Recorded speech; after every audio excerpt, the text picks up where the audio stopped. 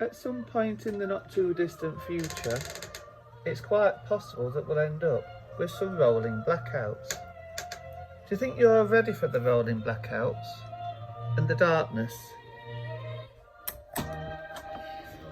And probably not want to consider having some solar power and some batteries.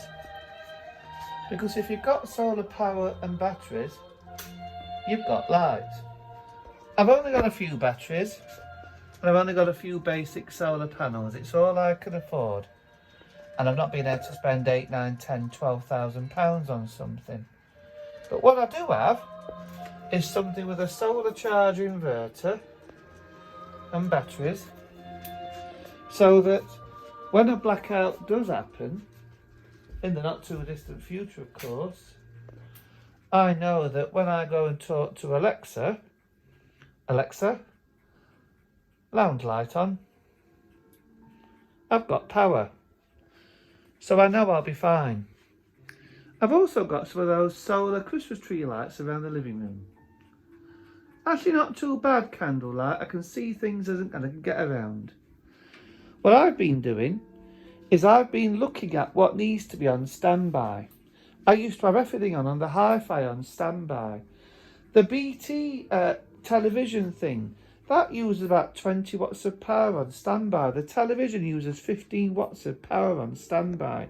The amp, whenever I have it on standby, about 40 watts. So there's a lot of ongoing power that's being used all the time when I'm not using it. So it was quite shocking as I looked through that. And I've changed my behaviours. So by looking around at everything and being frugal, do I need the television on at the moment? No, I don't. Do I need the hi-fi on at the moment? No, I don't, because I'm going to be going into my bedroom and using the computer, so I'm absolutely fine. But at least with the lamp here, that uses 10 watts of power with low energy bulbs.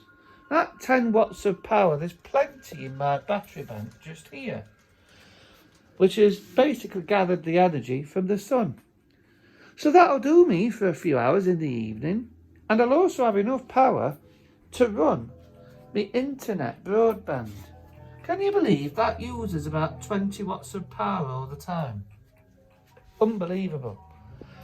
So I'll be able to have all of this and I'll have enough energy so I can actually watch the television and enjoy myself in a blackout, all for free.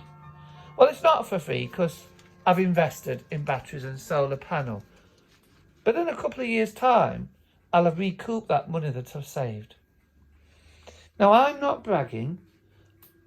I'm hoping that I'll be able to show you, to get you thinking about how you could save on your energy. If you don't need it on, don't leave it on standby. Save energy. I have half my cost this past week simply by having everything off on standby. You know, when I sort of boil a cup of tea, I just put a cup of water in there. I don't fill the kettle up.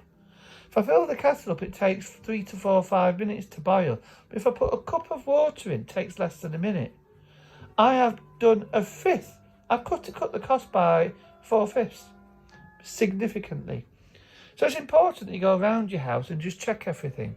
And only switch it on if you need it. Alexa, good night.